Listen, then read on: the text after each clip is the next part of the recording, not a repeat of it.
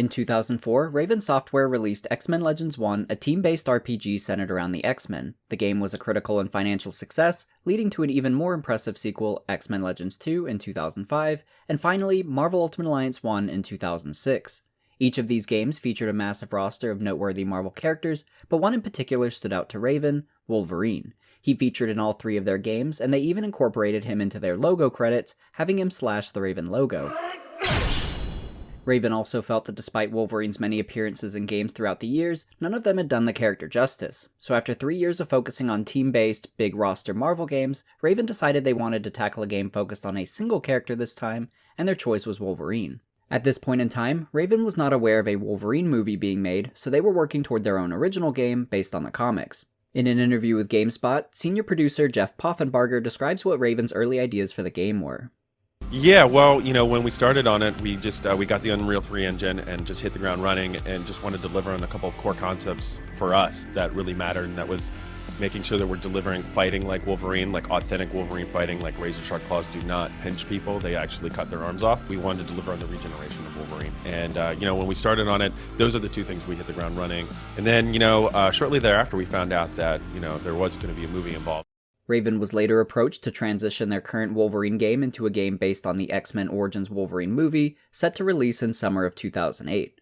Raven's work on their Wolverine game was still in the early days, and they coincidentally intended for their story to be based on Wolverine's origins anyway, so they ultimately agreed to tie the game in with the movie. However, this wouldn't be a typical movie tie-in game. Raven knew they wanted this game to be the definitive Wolverine game, which meant it would have to be a mature game with the graphic violence of the comics. Typically, this is a hard sell because you can't market an M-rated game to as wide of an audience as you can with a game rated T. Now that the game is being tied to the movie, which was being distributed by 20th Century Fox, this also meant that Fox would have a say in aspects of the game and its relation to the movie. On this topic, I recently had an interview with Chris Baker, who was manager of licensed games for Marvel at the time. Chris's job was to basically make sure that all of the game's assets were on brand for Marvel, and he had a lot of interaction with both Fox and the game's publisher, Activision. Regarding the game's potential M rating and how everyone felt about that, Chris had this to say. Very fairly, they had a PG-13 movie, and this was definitely not a PG-13 game. So that was a concern of theirs, but, they worked with us to make sure the game still happened. Was there much of a fight to get that going, or was it pretty smooth? Do you recall? Actually, the very first thing I ever did at Marvel when I started in 2007 was I put together a PowerPoint deck about M-rated licensed games. Like Chronicles of Riddick was in there. Yeah, Punisher is probably in there. Just to show that they were a thing and that they, were generally, like, M-rated games for some reason were better received in that regard too. So I think at first that we were trying to just sell it within Marvel because, it's not exactly a thing that everyone at Marvel necessarily would want to do, to make a game as gory and bloody as Wolverine was from the onset. Since Raven's deal wasn't with Fox and was instead with Marvel, Marvel had the ultimate say on the M rating. In an interview with OSGamers.com, project lead Dan Vondrak describes how their conversation with Marvel went. We said to them the same thing we said to Activision, and that was, you know what guys, this is going to be a little bit scary for you, but what we'd love to do is make Wolverine, the guy from the comics. And you know what, to Marvel's credit, right from the outset they were all about it, and they loved the idea of doing a mature game, so they sent us a bunch of images, like 200 images from a ton of comics, and in these images Wolverine was running around with bullet holes in him, and their only stipulation was that if we had anything like that, we had to have his body regenerating any torn off flesh or skin, so we rewrote out skeletal code to do that. Raven spent a lot of time doing just that, and created an intricate damage and regeneration system which comprised 4 layers of Wolverine's body where damage can be seen and ultimately healed. The clothing layer, the skin layer, the muscular layer, and the skeletal layer. If you take enough damage, you can see as far as Wolverine's metallic bones, and then witness the strength of his mutant healing factor as his body heals those wounds in real time. It's really impressive how Raven was able to incorporate Wolverine's healing factor in such a realistic way, and it's one of the many ways they're able to immerse you into being Wolverine. As we'll discuss more, Raven benefited a lot from the head start that they had in developing their original Wolverine game, since movie tie-in games typically have very tight development windows, like roughly a year. Games take a long time to make, and a lot of good games take roughly 2 years or more to complete a quality product. This is why movie games have such a bad reputation for being terrible, because they're usually rushed to meet the release of the movie instead of being given the proper time and resources to be executed properly. Raven was very fortunate in this case, not only due to their work ahead of tying their game in with the movie, but also because of the movie's delay. It was originally intended to release in summer of 2008, but was pushed back all the way to May of 2009. This gave Raven close to an extra year of development, even though they were pretty close to being done with the game at the time of the delay. With this extra time, they decided to go back through the game and really polish out all the rough edges, most notably QuickTime events. Had this movie delay not occurred, X-Men Origins Wolverine would have had QuickTime events, which are button prompts during cinematics that you have to press to successfully progress. These are often overused and not fun for the player, and it seems that problem plagued this Wolverine game for a time as well. Apparently, the game also heavily featured too many cinematics, taking control away from the player. In a blog post on the game's official website, designer Mike Majernik details how they went about fixing these issues. So we had a few problems. Too many cinematics, interactive cinematics that nobody really enjoys, and cinematics that have Wolverine doing a bunch of stuff he can already do in gameplay. Moving forward, we tried to stick to this rule. If you can do it in gameplay, then don't do it in a cinematic. What we mean is, if part of a cinematic could be reworked into a gameplay event, then do it. People are here to play a game, not watch a movie. As a last touch, we also removed all button presses from these cinematics, no more watching for a button prompt to distract you from the awesome cinematic moments we want you to see. So Raven combed back through the entire game and tried to incorporate actual gameplay into moments that were previously just a cinematic or QuickTime event. Instead of button prompts on screen, you can now choose when to attack, and in some cases dodge during very cinematic moments in the game. Although it may sound like just a minor change, I'm sure it took Raven a lot of development time to accomplish, and it definitely pays off as those gameplay moments feel much grander and more fun than they otherwise would have been. There were also some other interesting gameplay ideas that were cut from the game, although these occurred much earlier in development. For example, Raven was considering having multiple playable characters at one point. They didn't want to focus on multiplayer, but instead potentially let you control different characters in the story. In that same interview with OSGamer.com, Dan Vondrak details some of these ideas and why they were cut. Yeah, early on we'd actually toyed with letting people play as some of the other characters at different parts and different levels, but then we just kind of threw it out. You know, it was a case of if Wolverine doesn't end up looking as good or playing as well as he should, we're going to look back on wasted development time with these other characters, so we made a decision early on to just maintain a single focus on Wolverine.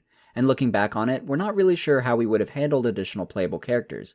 We looked at Deadpool and another character who I probably shouldn't talk about, so it is something I'd like to see, and it's something that could happen at a future point with this title or within a sequel. This interview took place prior to the game and movie's release, so if I had to guess as to who that character was that Dan was saying he shouldn't talk about, it might have been Mystique since she was a surprise character in the game and not in the movie, but that's just my personal guess. Regardless, it's interesting to imagine how this game might have looked with multiple playable characters. Raven also originally intended on having stealth levels. In a blog post from Dan Vondrak, he explains why that was ultimately scrapped. We went back and forth on this a lot, and in the end, we did add a few spots for stealth gameplay. We originally built whole sections of levels for this, but we found through playtesting most people preferred a straight-out fight and would skip the stealth, and we hated the idea of failing players because Wolverine was detected. So we ended up removing any required stealth areas and sprinkling in opportunities for you to progress through stealth, but it is not required. As far as the story though, Raven hired Mark Guggenheim to write the game's narrative. Mark was a writer for Marvel Comics and at the time was writing issues for Wolverine in his solo series.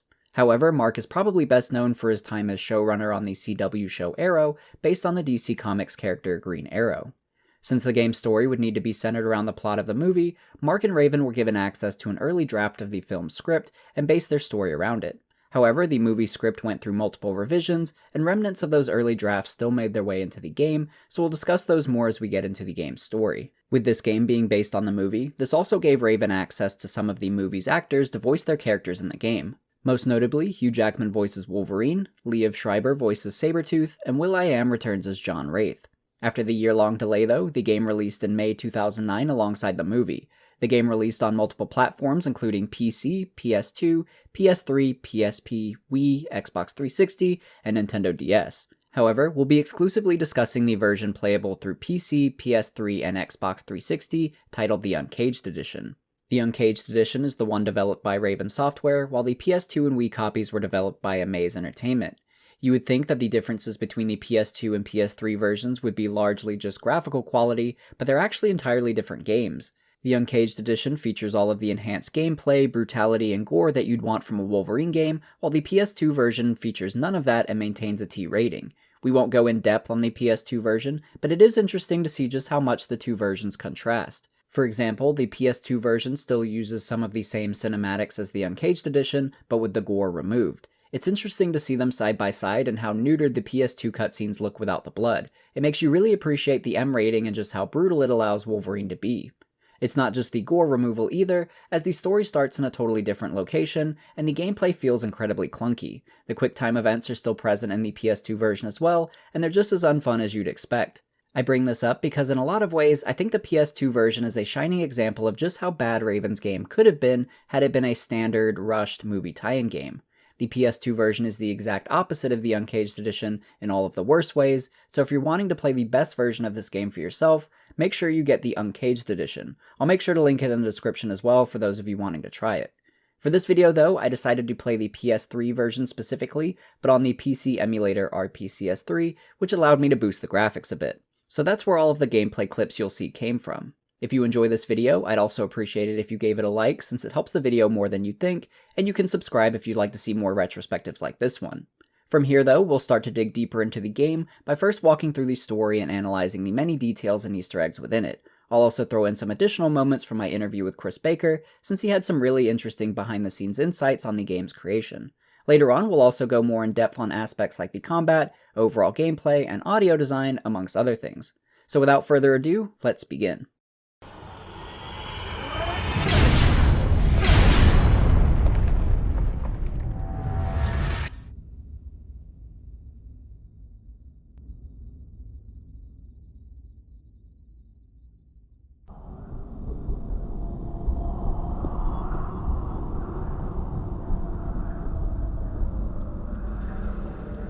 I'm the best there is at what I do. At least the people still living after I'm done doing it say that.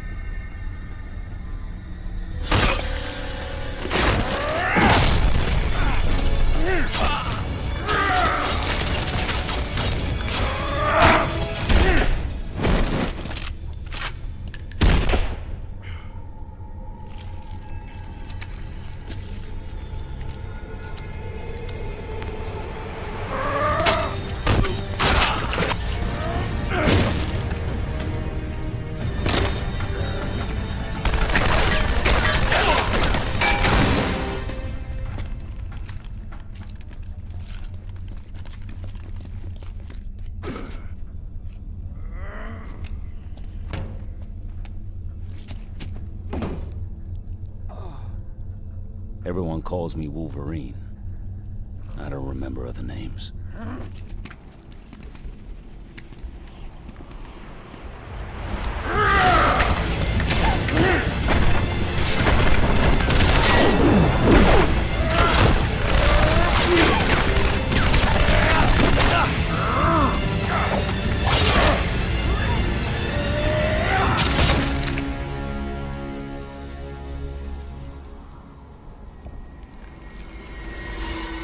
In fact, I don't remember much of anything. We begin the game in a flashback as Wolverine reminisces on a mission in Africa many years ago while he was part of Team X, a special ops team of mutants. Before they reach their landing zone, the helicopter is shot out of the sky by a missile, causing Wolverine to freefall. This begins our actual gameplay as we dodge missiles and guide Wolverine towards the ground below. This also leads to our first kill of the game on a guard who was at the wrong place at the wrong time. If you didn't get it from that first cutscene, this opening sequence highlights that this game will be extremely gruesome as this guard cartoonishly explodes like a balloon of blood. This moment also highlights just how unkillable Wolverine is thanks to his healing factor, since he can fall headfirst from the sky and walk it off. We also get our first look at just how impressive the damage and regeneration systems are, as we can see this fall tore through Wolverine's shirt, skin, and muscle layers to the point we can see his bones. I should also point out that this is so early in Wolverine's life that he doesn't have the adamantium metal bones yet, and just has a normal skeleton, including his claws, which are just sharp bones at this point. This also begins our first combat sequence as we learn the ropes of the game's combat mechanics. These first few minutes act as a tutorial, and I like the pace at which Raven slowly acclimates the player to its different aspects. This first section gets the player used to the basics like using light and heavy attack combos and how to block and counter enemy attacks. Chaining combos together grants different animations, which gives you a lot of variety to play around with, and Raven throws a lot of enemies at you here to experiment on. After clearing this area, you then learn one of the most important combat features in the game, the lunge. Since Wolverine is extremely deadly up close, he's at a disadvantage against ranged enemies. This means he needs a way to close that gap quickly, which is where the lunge comes in. Wolverine will pounce on a selected target from a distance, giving you a lot more control over the battlefield. The lunge is extremely satisfying to use, and Raven found some really fun ways to incorporate it into each level to make the gameplay feel really cinematic. We get our first example of that next when a helicopter arrives to try and kill Wolverine. You can lunge onto it and break into the cockpit to grab the pilot. With our hands on the pilot, Wolverine can maybe talk to him or interrogate him or— oh shit! As gruesome as it is, I really love this moment. It's kind of funny in a dark way, and it really reinforces that Raven are giving us the high-octane, brutal, no-punches-pulled action game that we've never experienced with Wolverine before. This is how Wolverine fights in the comics, so it's really refreshing to see a game fully embrace the intensity of this character. We're only about 10 minutes into the game at this point too, so it's only the beginning. In the next combat room, we're introduced to environment kills, another one of my favorite features in the game. In this room, there are spikes on the ground and on the wall, and if you grab an enemy or launch them near one, you can impale them on the spikes. It's simple, but it's really immersive being able to incorporate the environment into your combat, and it makes Wolverine feel all the more powerful. We'll talk a lot more about the combat when we get into the gameplay section of the video, but just in this opening level, we're introduced to a lot of phenomenal gameplay features and a really well-constructed tutorial sequence. After leaving this room though, we get a good example of an area that Raven updated using their extra year of development. Wolverine starts to cross a bridge, but is caught in the middle as enemies block his path on both ends and attempt to cut the bridge down. This entire sequence was originally a QuickTime event where you could cross the bridge with just a few button presses. I'm so glad they updated this though, because it's so much more engaging being able to lunge across the bridge and then climb your way up, taking out enemies as you go. It's still relatively simple, but it makes you feel more accomplished as a player since you're manually performing these actions and thinking through them. This is only one of many examples of sequences that were updated to be more interactive, and it's interesting to think how these moments might have felt if they had all remained as QTEs. While we're on the topic of changes though, I want to take a moment to discuss this African jungle. Visually, it's a very beautiful location with a lot of intricate details, and I think the design team really did an excellent job with it. However, it was originally meant to be a bit different, in a way that I think actually would have been much better. Before this game became associated with the movie, Raven intended on having Wolverine working with Team X in a similar location, but theirs would have been the Savage Land from the comics. In the comics, the Savage Land exists in modern day, but still has prehistorical species, namely dinosaurs. It's a really unique location, and one that I would have loved to have seen in the game. In one of the game's development blog posts, art director Brian Pelletier describes the Savage Land and how it was transitioned into Africa. One of our first ideas for environments was a lush rainforest jungle. Our story had Wolverine on a mission in the Savage Land with his Team X combat force. To add some variety to our Savage Land jungle, we decided to sprinkle in some temple ruins. We spent a lot of time researching different styles of temple ruins, jungles, and rainforests. The first jungle we prototyped was a Cambodian-style jungle with temple ruins similar to Angkor Wat and Ta Prohm, the one with the big tree roots growing over the ruined walls. One of our goals when creating environments for the Wolverine game was to stylize our world and go beyond a true-to-life realistic representation. We referenced Frank Frazetta and said, what would a Frazetta jungle look like? Let's do something like that. Big, over-the-top, and hyper-real. After all, this is the Savage Land jungle we're creating. We set out to create the Wolverine game prior to knowing the film was in development. However, soon after, we secured a version of the movie script that did not have any jungle or Team X scenes. We expected that this was going to be one of the areas of the game that was different than the movie and had a comic book reference to it. But later, when we got an update to the movie script, we saw that they added scenes in a jungle with Team X. Coincidence? We'll never know. Well, now the movie had a jungle and theirs was in Africa, and since we're making a game based on the movie, we now had to switch our Savage Land jungle with the stylized Buddhist temples to somewhere in Africa, and that meant no dinosaurs either. This sounds really interesting to me, and it's fun to think about how crazy this opening level could have been had there been dinosaurs running around. Who knows, we may have even been able to fight some had the game remained based on the comics. The design team still did an incredible job with this African jungle, and I don't want to take away from what they accomplished, but I still can't help but feel a bit disappointed knowing that it could have been the Savage Land. But nevertheless, Wolverine continues through the temple ruins to find his crashed helicopter and teammates. Along the way, we can also find an Easter egg not based on Marvel Comics. After breaking through a barricaded door, you can find a mysterious vault built into the ground. While standing over it, a light will ominously turn on, suggesting that someone's inside. It's really intriguing, but serves no story purpose. Instead, it's an Easter egg to the show Lost, which was really big at the time. In the show, it's called The Hatch, and is just as mysterious for the characters of the show.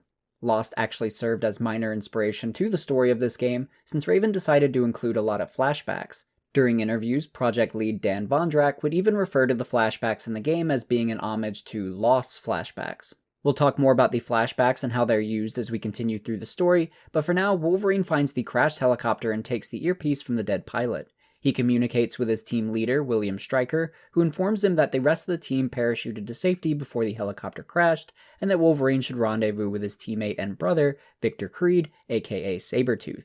Sabretooth being Wolverine's brother was a choice made by the movie as a way to tie the two characters closer and to give them a sibling rivalry. In the comics, they aren't related at all and just hate each other. So if you're confused or intrigued by the idea of them being brothers, that's not typically the case, and honestly, not a change that I'm particularly fond of.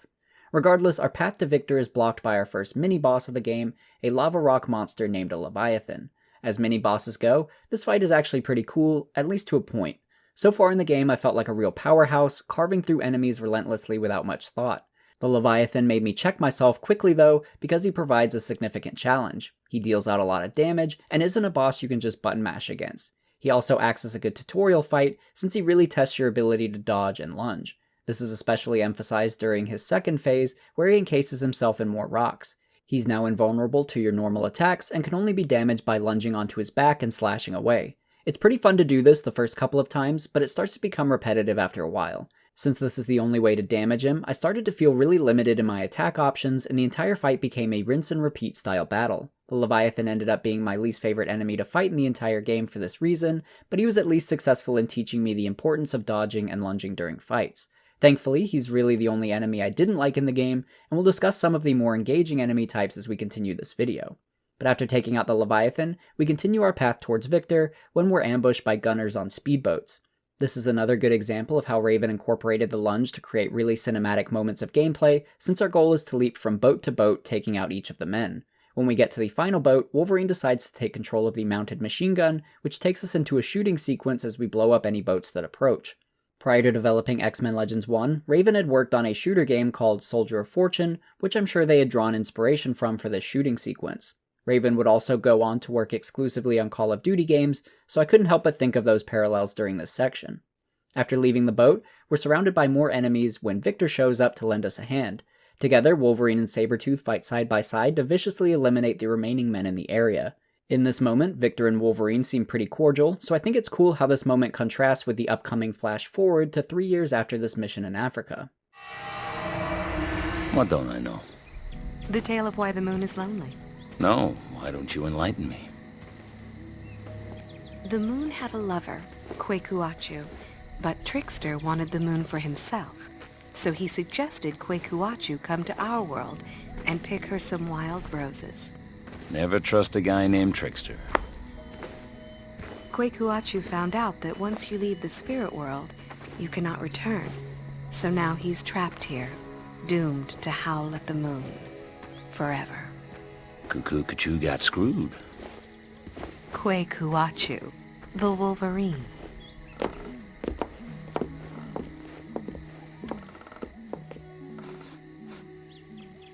Kayla, run. Don't ask why, just run. But Logan... Go!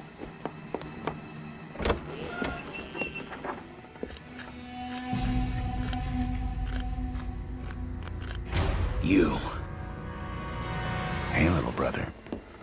Long time no see. At this time, as the player, we're not quite sure what's caused Wolverine and Sabretooth to be so antagonistic towards each other, but it leads to a really exciting fight in the game, and Sabretooth is a very challenging opponent. He has similar attacks to Wolverine, and the two of them felt evenly matched. It's a very intense fight, and lives up to a battle that you would expect between these two characters. It's also a real blast wrecking this bar throughout the fight, and it feels really immersive in that way. I also love how interactable this environment is, with my favorite example being the jukebox. If you smash Sabretooth into it, the music will change. You're getting sloppy, Victor!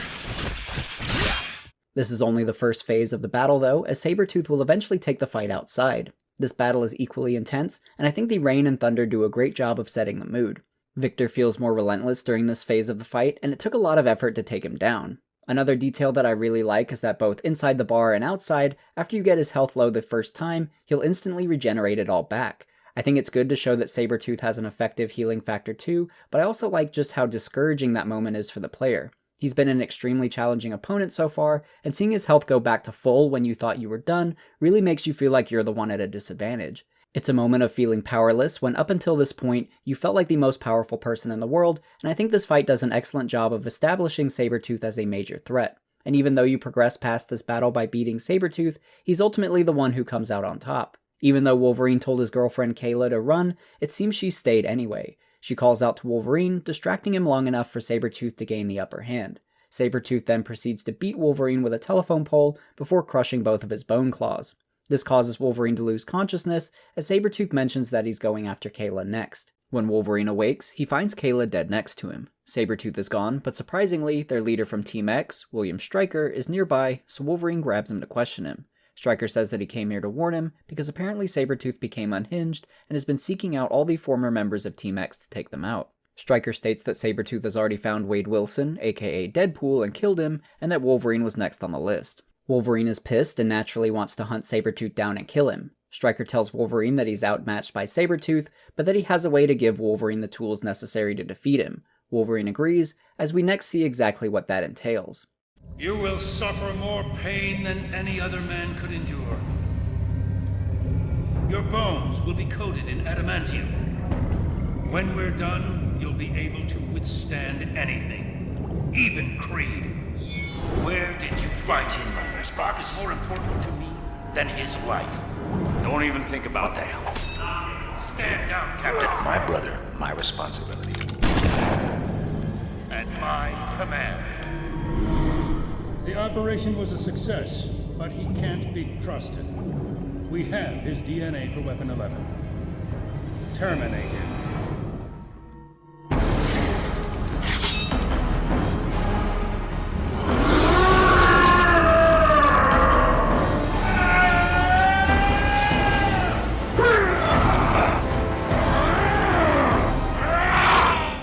We're now in the Weapon X facility, playing through Wolverine's escape.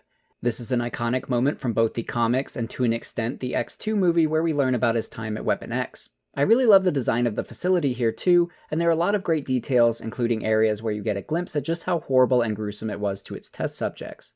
As we make our escape through the facility, one of the doctors contacts us in an effort to help us out. That character is Dr. Carol Frost, who also appears in the movie, although she's not very helpful to Wolverine there. Her name is curious to me as well though. In the comics, there's a Carol Hines that's helping with the Weapon X procedure, like Carol Frost in the movie. I think they're meant to be the same character, although I don't know why they decided to change her name to Frost for the film. The mutant Emma Frost is in that movie as well, so I assume they're meant to be sisters, but they make Emma Frost the sister of a different character, so they seem to have no relation. It's one of the many odd choices that the movie makes that seems to have bled into the game. However, Carol truly wants to help Wolverine here, telling him that he was injected with a poison during the procedure, and that he'll have to come find her so that she can cure him. On our way, we're ambushed by another experimental weapon, a Wendigo prototype. This is another mini-boss style enemy like the Leviathan, but way more fun. Unlike the Leviathan, we're not limited to just jumping on his back and slashing away, although that's still an option here too. We can also choose to hack away at the rest of his body, so I felt like I had more options with how I wanted to combat this enemy. He's challenging too, with a lot of powerful ground slam attacks and punches, and he's a dangerous up-close brawler similar to Wolverine. This enemy type is also loosely based on the Wendigos from the comics, who look much more like a Sasquatch with white fur. In the comics, there's an ancient curse where if you eat human flesh on Canadian soil, you'll become a Wendigo.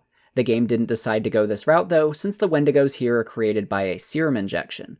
I think I would have preferred to fight a more legit Wendigo from the comics, especially since Wolverine fought one alongside Hulk in his first appearance, but these Wendigo prototypes are still pretty awesome enemies to battle against. After defeating the Wendigo, we eventually find Carol Frost, who injects us with an enzyme to eliminate the poison. However, the poison has had a couple other side effects, removing Wolverine's regeneration ability and his feral senses. This means we'll have to journey through more of the facility so that Carol can give us our powers back. This feels a bit like a needless fetch quest, but it is kind of cool having to carefully traverse the facility without the safety net of our healing factor.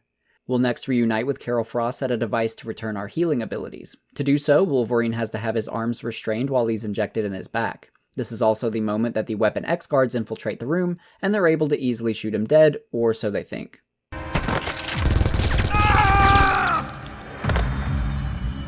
We killed the bastard! I can't believe it! He's dead! Yeah, we did it! Target is Command! down! Weapon X is dead! I repeat, Weapon X is dead! Hey, somebody take my picture! Be sure to send me a copy. Shit, he's alive!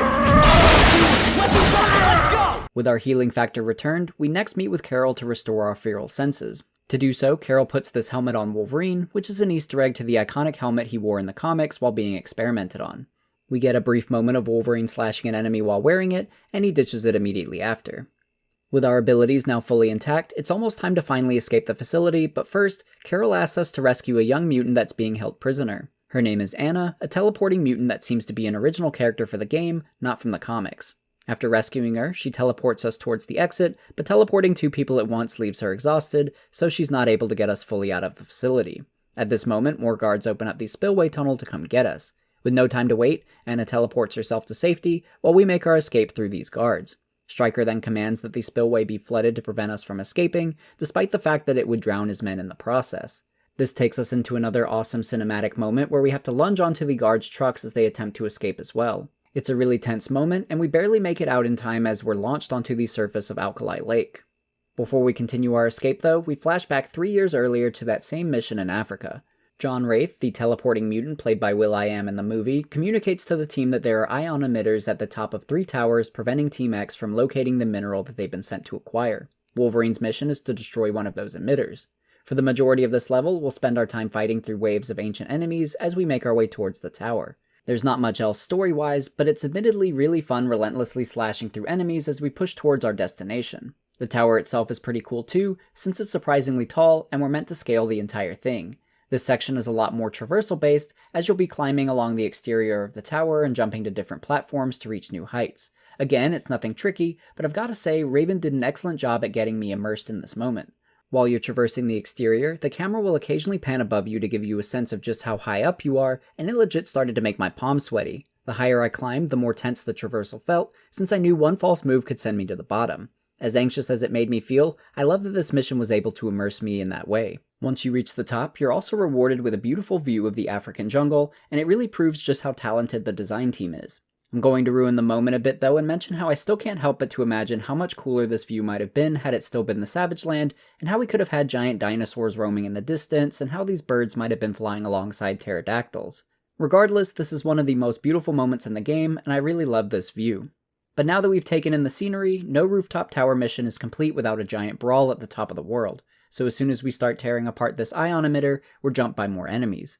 This was another standout moment for me, because it's so much fun throwing and launching enemies off the top of this massive tower. There's also the fear of being knocked off the tower yourself, which helped to add to the thrill of this fight.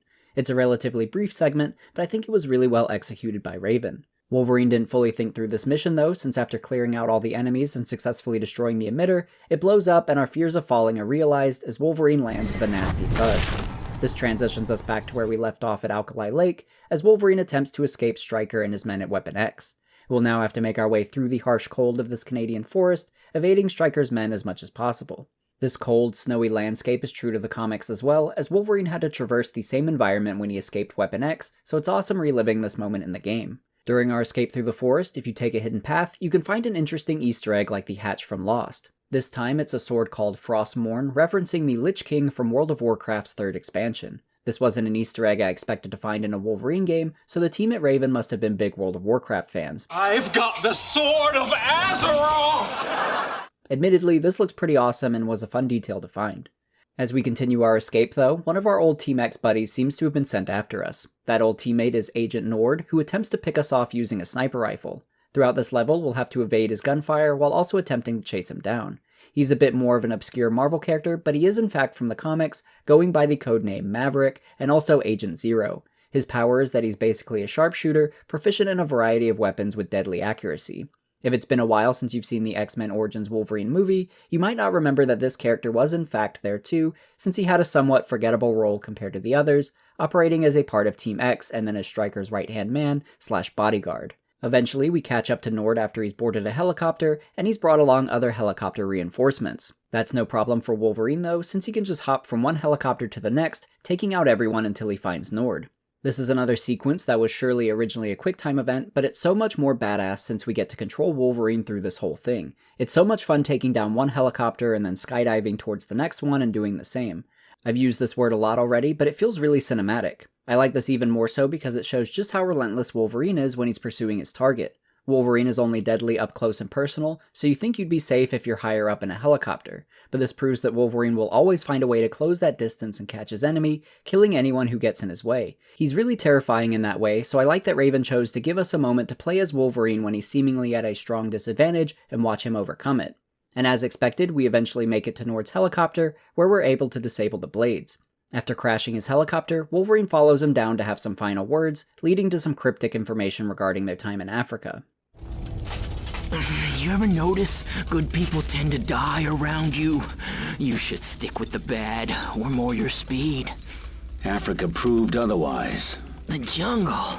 You still crying in your beer over what we did there? Wasn't something I'm likely to ever forget. You actually think you're the good guy here. Do me a favor. Take a message to your boss.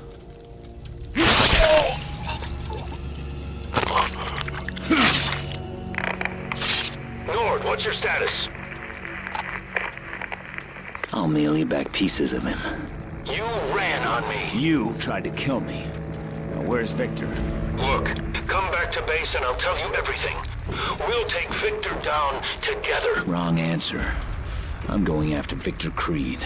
Logan, if you go down this road, you're not going to like what you find. After I kill Victor, I'm coming for you. You wanted the animal, Colonel. Oh, you got it.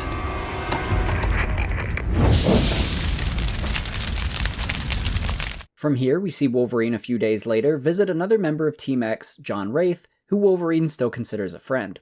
John isn't in his office when Wolverine swings by, so Wolverine decides to check his answering machine. Surprisingly, John has a message from Raven Darkholme, aka Mystique, stating that she has a lead on Sabretooth's location. Not only does this mean that he's not the only one after Sabretooth, but it also means that Raven Darkholme is alive, even though he believed her to be dead. We'll start to learn why that is shortly, as we flash back once again to that mission in Africa.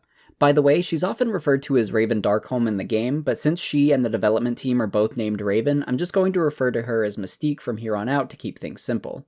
But anyway, after Wolverine shakes off that drop from the tower, we can hear Mystique on the team's comms, asking if Wolverine is okay. We learn that Mystique was part of this mission, but not directly part of Team X. Instead, she's an operative sent by the CIA to make sure that Team X does everything by the book and doesn't create any unnecessary conflicts. She's got her work cut out for her, because Stryker fully intends on beating and torturing his way through Africa to get the mineral that they came for. After continuing through more of the ruins, Wraith eventually patches in to tell us that he's lost communication with both Agent Nord and Mystique. Wolverine is the closest one to their last known location, so Stryker sends him to investigate. When Wolverine reaches the location, he finds that Nord has been shot, and that Mystique is also there, holding him at gunpoint. That's as much background as we'll get on Mystique for now though, as we flash forward to the present as we get to hear the rest of the voice message that Mystique left for Wraith. She's learned that Sabretooth is affiliated with an off-the-books project at SCL Labs, titled Project Wideawake. Wraith has surely gone there ahead of us, and Wolverine decides to break in as well. He gets a few moments to explore, but it doesn't take long for him to catch the attention of security, giving us more advanced enemy types, including a variety of androids. SCL Labs in general is a really unique location in the game. It's much more high-tech and advanced, equipped with things like laser grid security measures and even teleporters, making the exploration of this area more interesting. Things get even better when Wolverine randomly encounters a scientist who has the necessary security clearance that he needs to progress forward. This scientist is more than willing to lend a hand to Wolverine, allowing us to delve deeper into the facility towards Project Wideawake, whatever that may be. This takes us on a long elevator ride down, and already we can see this underground facility is much more advanced and expansive than what we had previously witnessed. Once we make it to the bottom, we just so happen to run into Mystique. Unbeknownst to Wolverine at this time, Mystique is also a mutant but with shape-shifting abilities. This allows her to identically disguise herself as anyone she wants, which she demonstrates here before turning to her default blue-skinned form. It seems that Mystique is also here to find John Wraith, who she learned was captured after sneaking into this facility. Her and Wolverine decide to team up and search for him, but also decide that the best way to do so is by splitting up. so we'll catch back up with Mystique a bit later on, but it's a pretty cool surprise to see her here in the game, considering that she wasn't in the Wolverine Origins movie. Since they decide to split up here, I also wonder if she's who Dan Vondrak was alluding to earlier as a scrap playable character. I'm only speculating here, but it would make sense if the original idea was to play through some of her experience journeying through the labs, which could have been pretty fun. But anyway, we're now back on our own and begin to explore the underground cybernetics lab.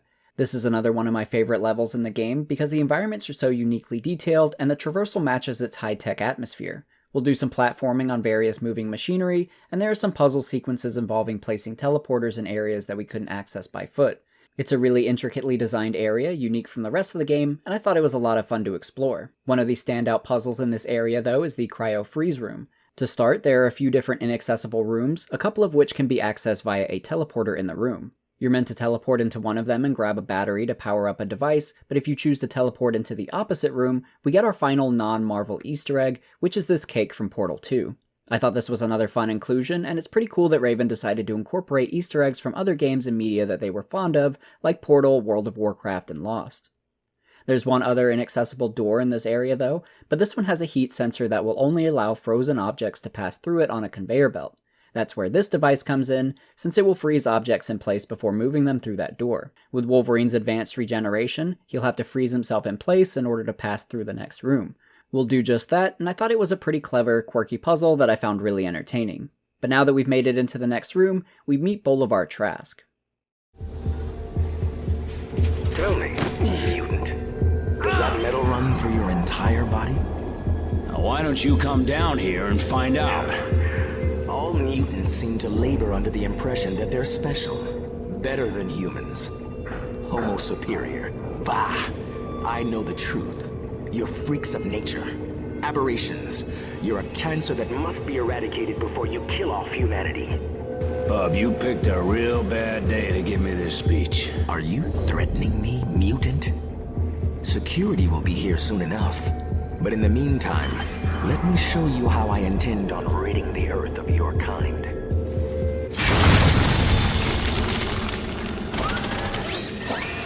Bolivar pits us against the Mark I prototype of his Sentinel project, a robot with the sole purpose of destroying mutants. If you're familiar with the X-Men movies and/or comics, you'll know that Sentinels are a major threat to mutants, and even this Mark I prototype gives us a pretty challenging fight. Like the other mini-bosses, this Sentinel has a few different damaging punches and ground slams, but he's also equipped with a cryo blast that can freeze us in place. I like the difficulty of this battle, and I think each new mini-boss so far has slightly upped the challenge in a way that feels well-paced. I especially love the thematics of fighting a Sentinel in an X-Men game, especially since they're nowhere to be found in the Wolverine Origins movie. With Sentinels, Bolivar Trask, and Mystique all showing up despite not being in the movie, I'm really enjoying the originality of this level a lot and what it's pulling from the comics. But after taking down the Mark I Sentinel, it's time for Wolverine to properly introduce himself to Bolivar Trask.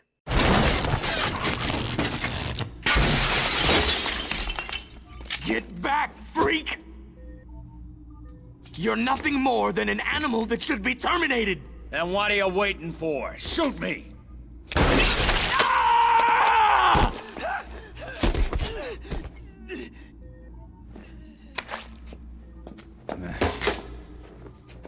In my conversation with Chris Baker, I asked him about ideas that never made it into the game, and he told me about one that he had for this section of gameplay after stealing Bolivar's hand. And, I thought it would have been cool if you just had the hand in your back pocket that whole time, right?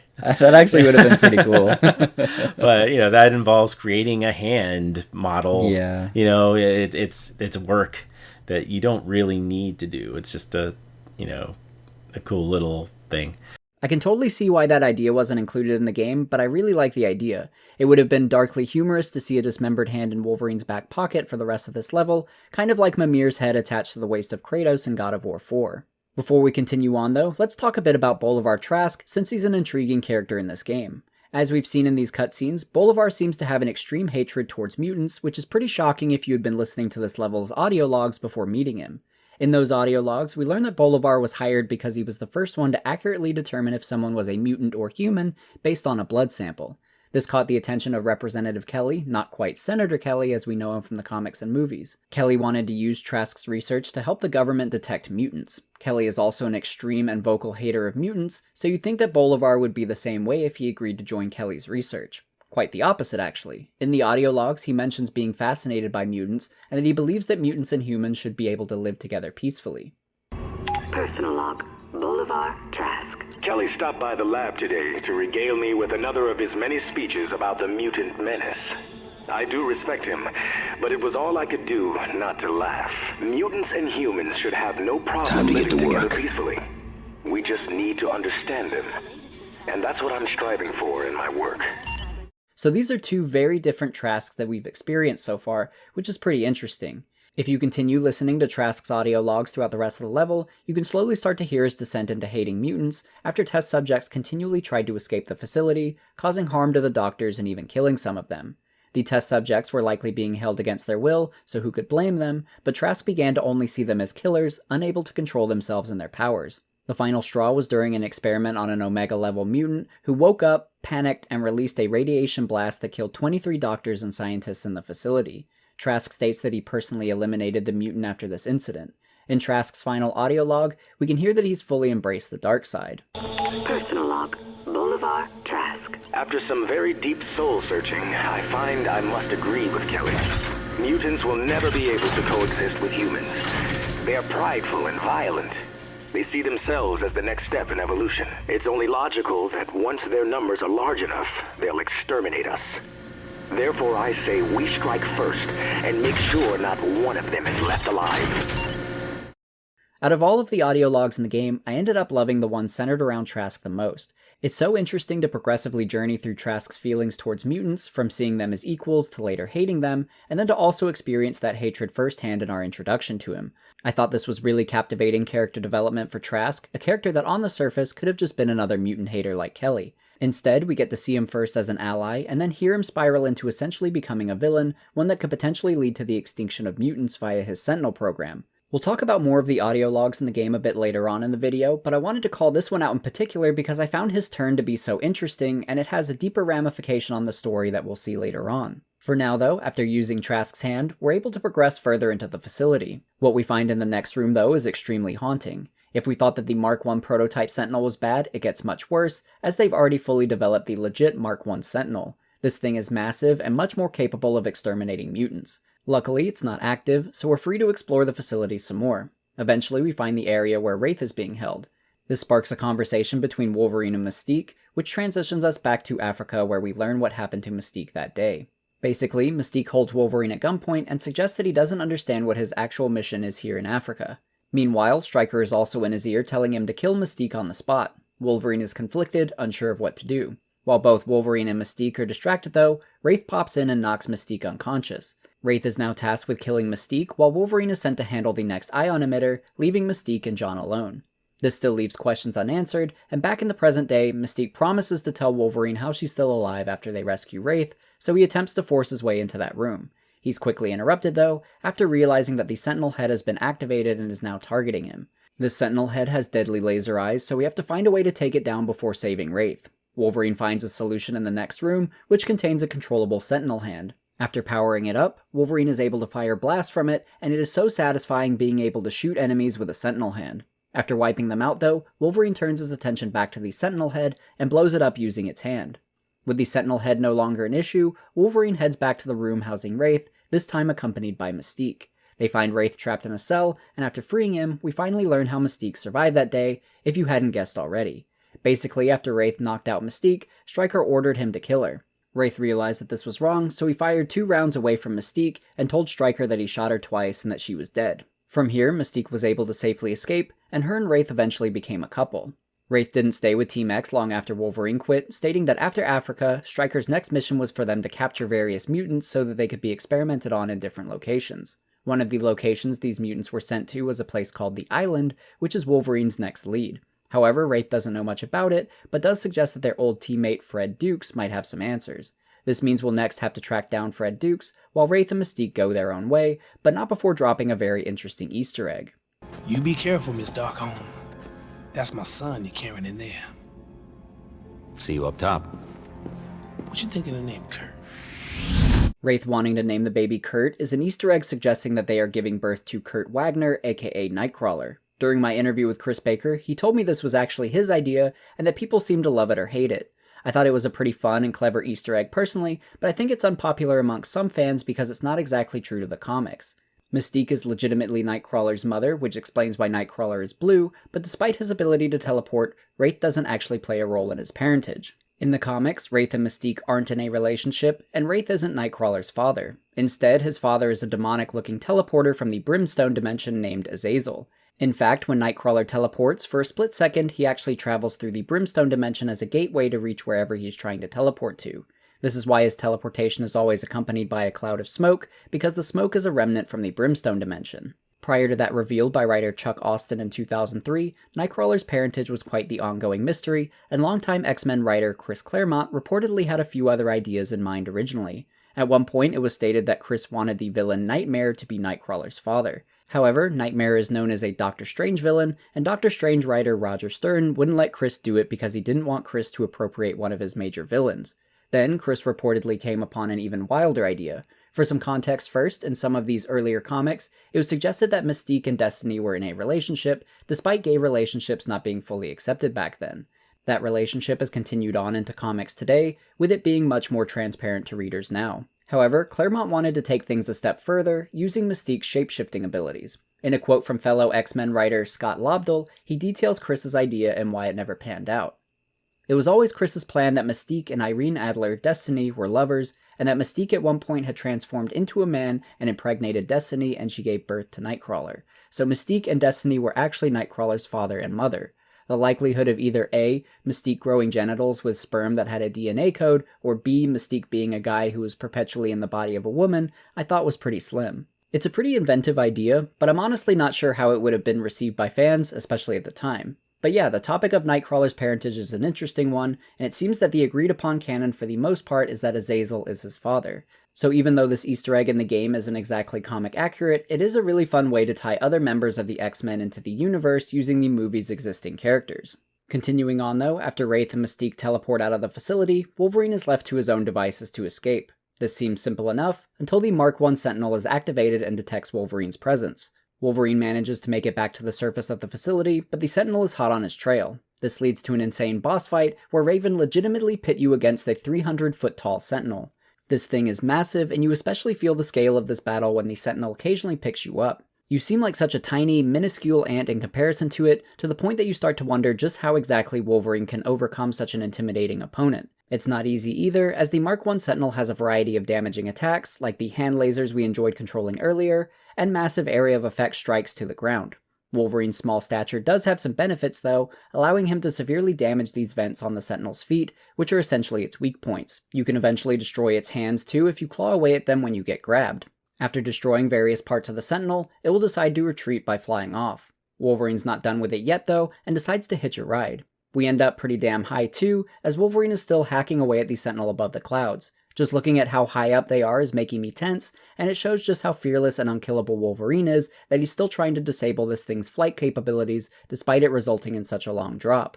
Wolverine is ultimately successful, causing the Sentinel to freefall towards the ground. Wolverine does the same, as we're sent into a freefall section where we have to dodge debris and make our way back to the Sentinel. Thematically, this is really cool, but I don't know what it is about freefall sections that I just never enjoy. I had the same problem in two previous retrospectives, Spider-Man Shattered Dimensions and Edge of Time, which also featured freefall sections when you play as Spider-Man 2099. In those games, I felt like they didn't control great and took a while to complete, and I had a similar problem here. The controls were smoother in this game than they were in the Spider-Man ones, but I didn't feel like I had a lot of time to react to debris being sent my way, and getting hit by one pushed me further away from the Sentinel, so any errors felt like they prolonged this fall substantially. Honestly, I'm starting to wonder if I'm just bad at these kind of sequences in games, because I definitely took a lot of hits from debris here, but still, it wasn't a section that I particularly enjoyed. But like I said, the thematics are still a high point during this sequence, as Wolverine will repeatedly catch up to the Sentinel and damage one of its critical components, the last one of which being the main power unit in its chest. This gives the Sentinel no choice but to further plummet towards the ground, while Wolverine follows behind like a bullet from the heavens.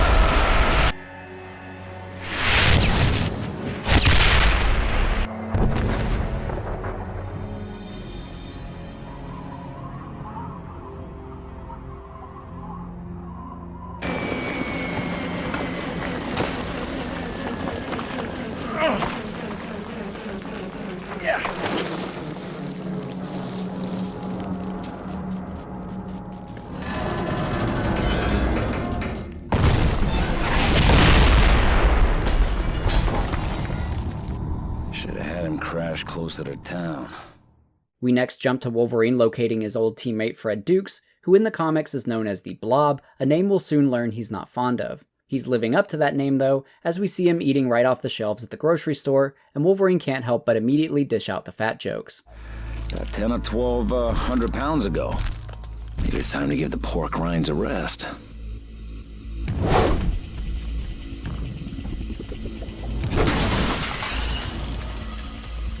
So you've upgraded since Africa. Big deal. Speaking of big, you put on a little weight since Africa. Bub, I need to know where Stryker's Island is, and you're gonna tell me. Did you call me Blob? Now that Wolverine's pissed him off, we're in for a boss fight against Blob, which is pretty crazy since we just had that Sentinel boss fight. It's not often that you get back-to-back boss fights, but I'm absolutely into it here, especially when we start to see just how destructive this fight becomes for the grocery store. The fight starts off normal enough, dodging Blob's attacks and slashing him with our claws. After a while though, Blob will launch us across the store, taking out multiple aisles in the process. He'll then charge at us and belly flop, giving us a window to jump on his back and guide him into the remaining aisles of the store before crashing him into the wall. The boss fight itself isn't too intricate, but having the ability to wreak havoc on this store really elevates the fun of it. At first, I thought it was a really clever idea by Raven to have this fight take place in a grocery store for the game, instead of in a boxing gym like the movie. However, it seems that this was actually a carryover from the original draft of the movie's script, since it describes Blob and Wolverine meeting at a grocery store too. I think it makes sense for the movie's fight to be in a boxing gym, since it ends up being more of a friendly challenge there, but I'm really glad they stuck with the grocery store for the game. It's much more visually exciting to watch everything here be destroyed, and it gives us a lot of room to roam around, where I imagine a boxing gym fight would have been pretty confined. But ultimately, I like this fight a lot, and I think the large, destructive environment makes it even better. And with Blob down, he tells us what he knows about the island, which isn't much. What he does know is that they sent mutants there for experimentation with hopes of extracting their powers and combining them in some way. Blob doesn't know where the island is, but he does know the location of a mutant who escaped from there, Remy LeBeau, aka Gambit, who's hanging out in a casino in New Orleans. So Wolverine heads there next to question Gambit.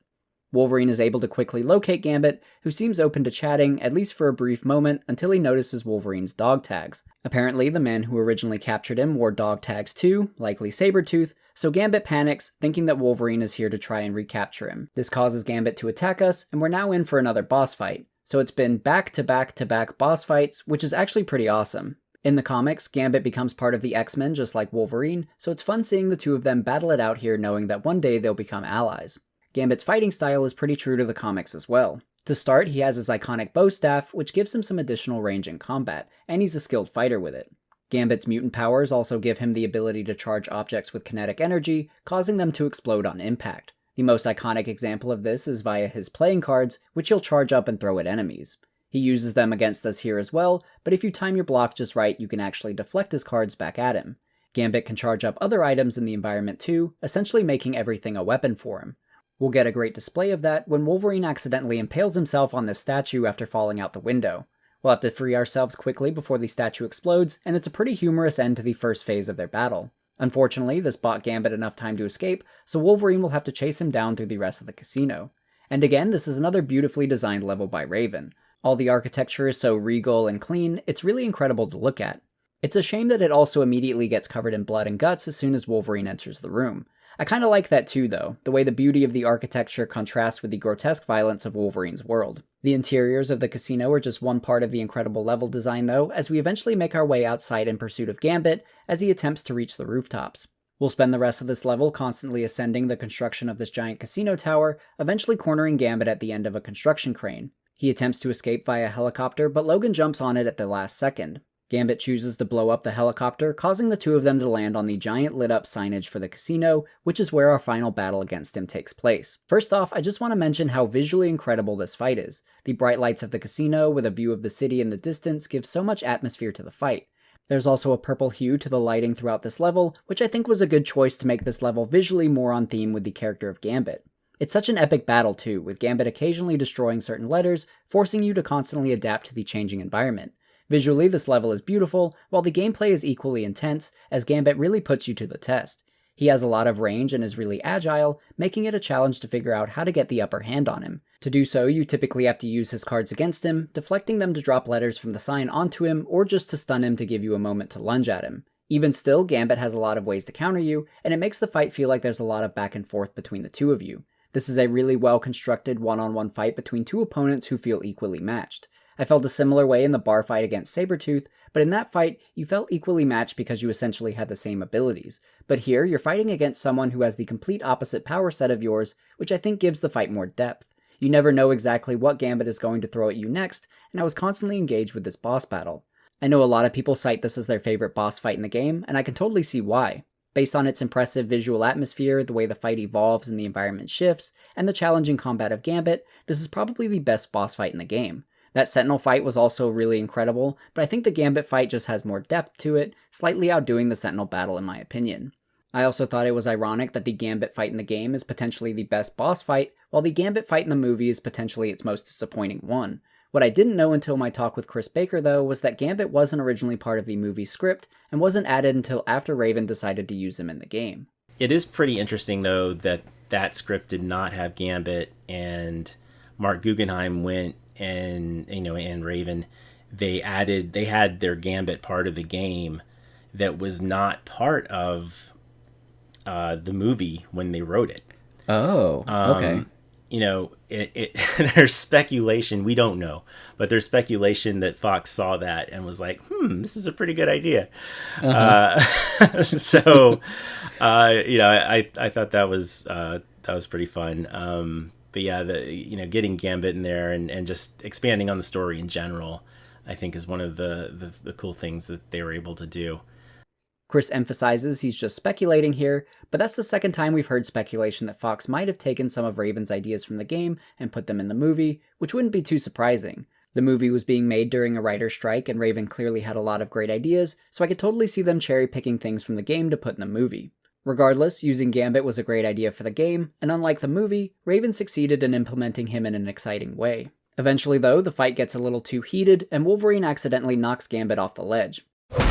Whoa! Thankfully, he's able to quickly save him and pull him back up. Gambit is surprised that Wolverine was willing to save him, and he's suddenly ready to hear him out. Wolverine tells Gambit that he wants to kill Sabretooth and that he needs to get to the island to do so.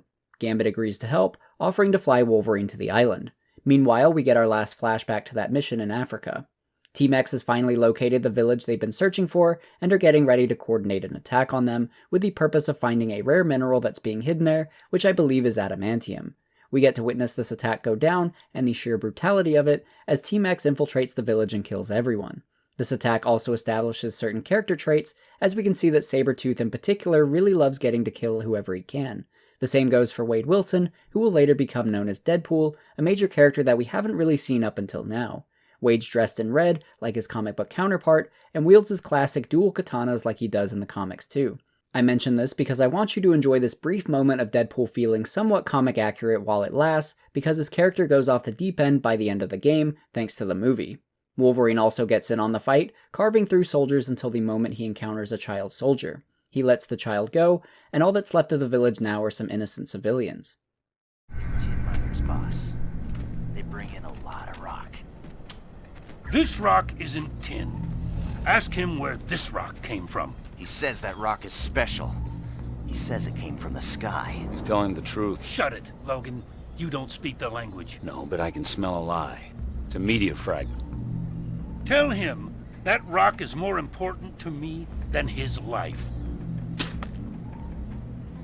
Can't say I didn't try to be nice. Don't even think about it. What the hell are you doing? Not be a part of this. I didn't sign up for this. Yes, you did.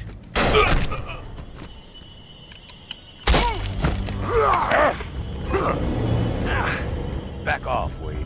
My brother, my responsibility. And my command. So that was the big reveal that we've been building up to in these flashbacks regarding Stryker and why Wolverine left Team X. Honestly, I don't feel like I got a lot of payoff from this. I kind of assumed the rest of Team X was doing shady things, and Wolverine left since he's the only one with the morals to know where to draw the line. As intense as the scene was, none of it was particularly shocking or surprising, and doesn't carry the weight that I think was intended. I think the fault of this still lies heavily on the shoulders of the movie, but it felt underwhelming nonetheless. I think the only thing it really helps with is the introduction of Wade Wilson, who will be important as we return back to the present, where Wolverine has finally located the island. Wolverine immediately bursts into the island facility and starts to annihilate anyone that gets in his way. Eventually, he finds a room where William Stryker is waiting for him, along with a surprise twist. Remember her? Probably not if you've only played the game and not seen the movie. This was Wolverine's girlfriend in Canada, Kayla Silverfox, who we got one minor scene with before our first fight with Sabretooth, who killed her afterwards. It turns out she's not dead, and that she's been working with Stryker the whole time. She's only helping Stryker because he's holding her sister, Emma Frost, captive here, with the promise of releasing her if Silverfox did as he asked. Wolverine doesn't know this yet, and sees her actions purely as a betrayal. The movie has the same twist, but it was built up a lot better there since Kayla is given much more screen time to set it up. Here, it feels like a forgotten character just pops up out of nowhere and is suddenly important, even though they were hardly in the rest of the story. The twist might have felt earned if Wolverine had mentioned her more throughout the story, so we'd know how much he actually cared for her, and that she was legitimately important to him in this plot. Although, I guess the movie did that and it still wasn't very exciting. Still, I can at least give some credit to it since the premise is loosely based on the comics. In the comics, Silver Fox is murdered by Sabretooth on Wolverine's birthday. Years later, though, she makes a surprising return. Wolverine and the rest of the team often receive fake memory implants, which made it unclear if her death was actually a fake memory, or if it was real and that this new Silver Fox was some kind of imposter.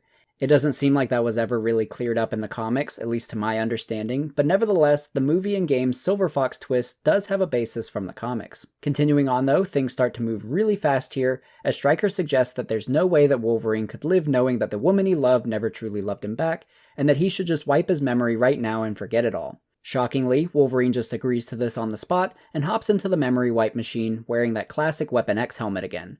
This never happens in the movie, but it is another carryover from that original draft that Raven was given access to. In that draft, Wolverine also decides to have his memory erased, although the decision isn't as abrupt as it is in the game. Stryker also mentions that if the device doesn't successfully wipe Wolverine's memories, then he has a backup plan, which is shooting him in the head with an adamantium bullet, which can also somehow wipe memories too. But during the memory wiping process, Sabretooth suddenly appears, attempting to drag Silver Fox out of the room. Meanwhile, the memory wiping device doesn't work on Wolverine, and he gets a sudden change of heart as he hears Sabretooth taking Silver Fox away. Wolverine is ready to fight Sabretooth once again, and also mentions that he plans to cut Sabretooth's head off this time to see if that kills him, which is what he legitimately did in the movie's initial draft. This takes us into our final boss fight against Sabretooth, which plays out a lot like the bar fight, but this time, we're the ones with the advantage. Since our last confrontation with him, we've unlocked a lot of new abilities and upgrades, so we're much more equipped to put the hurt on Sabretooth, and although he still puts up a good challenge, I felt like I was able to handle him a lot more swiftly this time. This fight is pretty decent, but it also isn't nearly as engaging as the one at the bar. The environment is a lot less detailed, with few interactable objects, and the fight itself is a lot quicker. But still, it's satisfying to return stronger and really pummel Victor this time. This fight ultimately ends with Wolverine crashing him through a window, but right before he can strike the killing blow, Kayla returns and begs Wolverine not to kill him. She also convinces Wolverine that she does love him and that it wasn't all a trick, so Wolverine does as she requests and leaves Victor alive. This happy moment is short-lived though, since there's a bigger threat that reveals itself. Wait, is that you?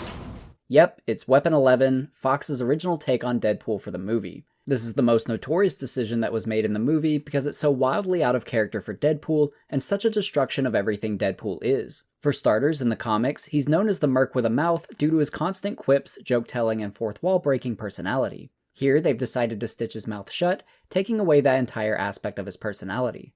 Those dual katanas we saw him wielding earlier have also been placed in his arms, similar to how Wolverine can retract his claws. We don't see it occur in the game, but in the movie, Weapon 11 is also given the abilities of other captured mutants on the island, most notably the teleporting ability they copied from Wraith, and the optic blast from a young Cyclops. So Weapon 11 is a mishmash of the abilities of multiple other characters, and is only Deadpool in name. He was even nicknamed by fans Barakapool, based on his similarities to the Mortal Kombat character Baraka. So yeah, quite an awful development for the character. The only saving grace was that Ryan Reynolds was still attached to the character, and was later able to redeem Deadpool in his solo movie. In fact, Ryan Reynolds was originally cast as Deadpool for a solo movie before X-Men Origins Wolverine was ever a thing, but was later strong-armed by Fox executives into joining their Wolverine movie. They basically told him that if he didn't join the Wolverine movie, then they would just recast him with a different actor and give that actor the solo movie. The original draft also didn't include this botched job of Weapon 11, and instead featured a different final enemy, although I'm hesitant to say that it would have been better. Originally, instead of Deadpool, the idea was to have a clone army of Sabretooths that Wolverine would have to fight after killing the real one. The way Wolverine defeats them is by collapsing the building on all of them before they can escape. So I don't know if there was ever a good ending for this movie. Another cool detail regarding this game in the Deadpool movie, though, is via the cutscenes. All of the really impressive CG cutscenes, like the one where Team X infiltrates the village, were created by Blur Studios. Blur was founded by Tim Miller, who also directed the game's cutscenes, and would later get his film directorial debut with Deadpool. So it's pretty cool to see both him and Ryan Reynolds come out of X-Men Origins Wolverine in some way, and finally do the character justice. But anyway, this takes us into our boss fight against Weapon 11. For now, he's just using his martial arts and forearm blades to fight us, so this is a pretty straightforward battle against him, similar to the Sabretooth fight. That all changes when he decides to teleport us up to the island's nuclear reactor for our final showdown. Setting aside all my complaints about the character of Weapon 11 in the movie and the game, I do have to give credit to Raven for making this a pretty fun and challenging battle against him. With all of his abilities, it's tough to get good damage on him since his teleportation makes him very zippy. He'll teleport all around you to attack you, and also teleport far away to hit you with an optic blast. Wade has his own healing factor as well, so you have to make sure you're keeping the pressure on him, or he'll just slowly heal back up. This becomes even harder during his second phase, where he gets even more pissed off and starts blasting off parts of the nuclear silo. Like with the Gambit fight, I really like how the arena falls apart more and more as the fight progresses, and having to watch your footing adds a layer of traversal to the battle. It's another really cinematic fight, and I ended up enjoying it a lot more than I expected. I also really appreciate that Raven decided to just keep the fight between Wolverine and Weapon 11, instead of trying to shoehorn in Sabretooth the way the movie did. It was so cheesy and weird that they were suddenly pals in the movie, so I'm glad the focus remained on Wolverine here. But after dealing enough damage to Weapon 11, Wolverine decapitates him and Spartan kicks him into the nuclear reactor. Wolverine descends back down to the island, where he runs into Victor again. They don't fight, but instead essentially come to the compromise that they're both brothers, so they'll be in each other's lives forever, whether they like it or not. Sabretooth then walks off, as Wolverine tries to find Kayla, taking us into the game's final cutscene.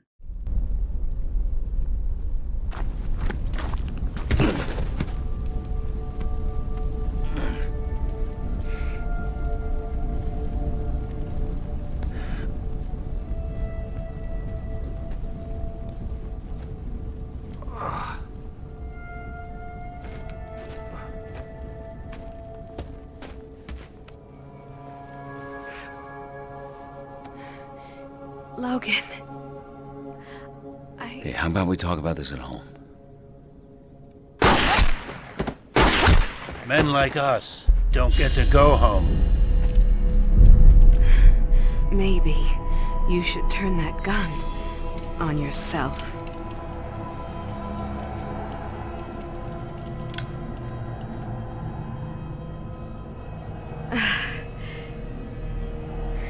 Just leave.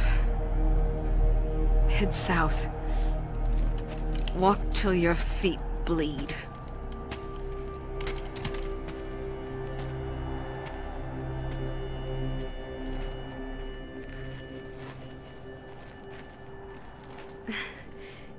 You always wanted to forget what you did. But if you do ever remember me, remember, I always loved you.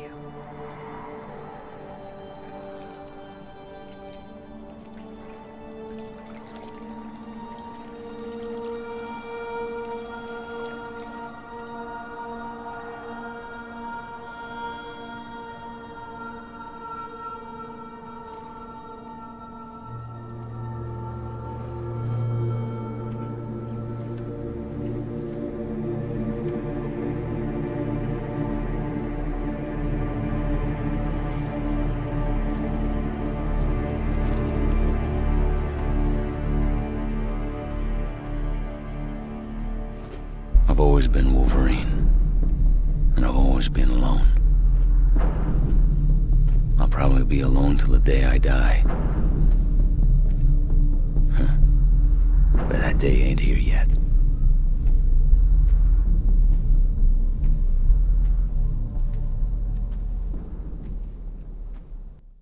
All things considered, I like this ending for the most part. I think an adamantium bullet being able to wipe your memory is dumb, but there are some good moments here. For example, this is the first time in the game that I felt any emotion towards Kayla and her relationship with Wolverine.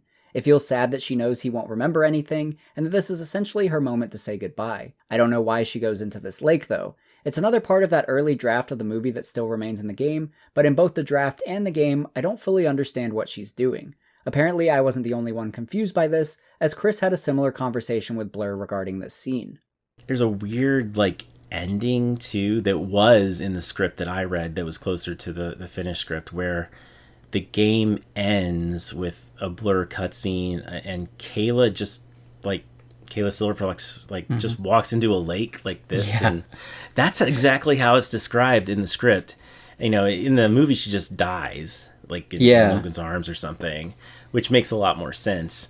But, I remember I got an email from Blur, it was from Activision with Blur asking. Blur Studios did the cutscenes. And they were like, so let me get this straight. She just walks into the lake and it's like, and then I had the script handy and I typed it word for word what it was. And it was like, okay, that's what we'll do. I know she's trying to hide herself from Logan, but is she drowning herself, letting herself bleed out in the water, or just hiding underwater for a while until she thinks Logan's walked away? She could have just stayed with Logan, knowing he would eventually heal, so that he could try to get her some help, or she could at least explain what happened to him to jog some of his memories. But I know, the point is that Wolverine needs to start from scratch, a new man, alone, with the entire world ahead of him. I'm sure that Silver Fox's fate is also meant to be obscure, so she could potentially show up again in a sequel if they wanted to reuse the character down the line. Ultimately, I don't know how plausible I find the ending, but it definitely is dramatic and it feels very tragic, which I think is a good way to end the story here. Although, Raven isn't quite done yet though, since there's still a bit more story to be told before they wrap it up for good. After we've spent so much time learning about Wolverine's past by flashing back to his time in Team X and then flashing forward to the present to follow his pursuit of Sabretooth, you've by now likely forgotten that the game's first cutscene actually took place in the future. So our final cutscene jumps years later as we catch up with Wolverine in the not-too-distant future. Somehow he's been captured and chained to a pillar. It turns out his captor is Bolivar Trask, who we last saw getting his arm cut off in the SCL Labs facility. He tells us that he's learned a lot from his last experience with us, and that the way we destroyed his Sentinel forced him to step up his game, as well as create a new prosthetic arm for himself. He still holds a grudge and intends to experiment on Wolverine and torture him. This was a mistake, as Wolverine gruesomely pulls his hand out of the handcuffs and completely annihilates Bolivar's security team. The last we see of him, he runs off, leaving Wolverine alone to ponder the situation of the world and his part in it.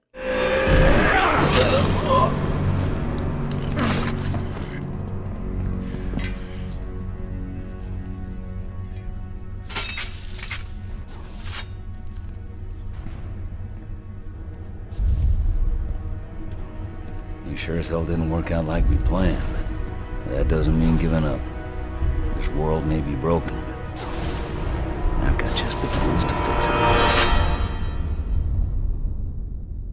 So let's talk about this final cutscene for a moment, because there's a lot going on. First off, we can see that Sentinels have started rampaging around the city, causing a ton of mayhem in their pursuit of mutants. This is very reminiscent of the classic X-Men story Days of Future Past, where this exact thing happens.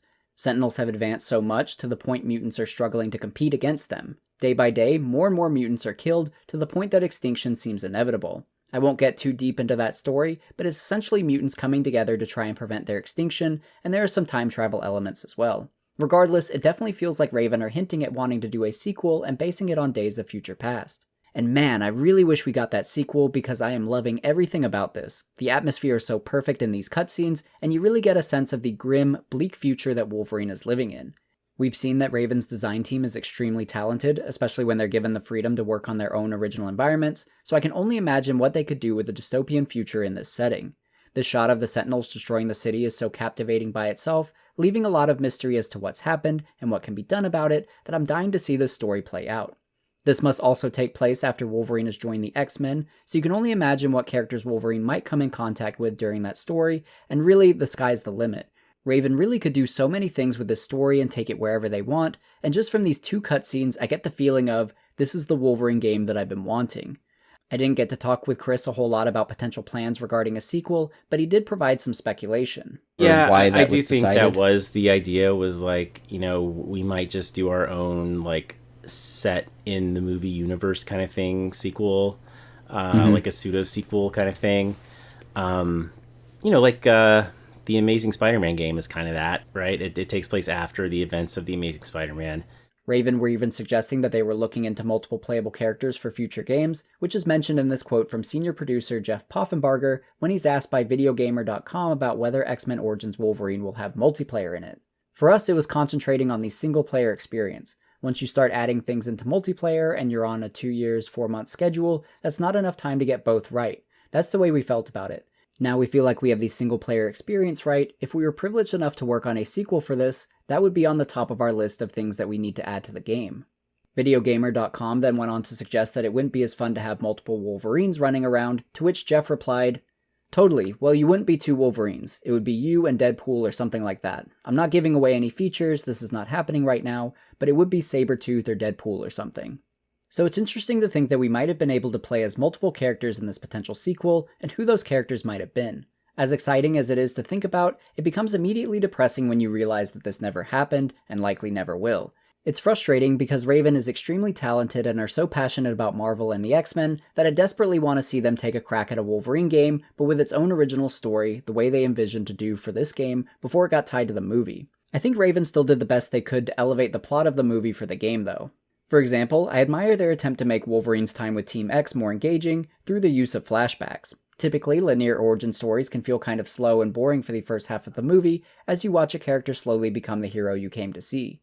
Flashbacks are a great way to get around this problem since they allow you to start the story already as the hero and get the viewer into the action fast before slowing things down and injecting the actual origin into the story. The first Deadpool movie is a really good example of this.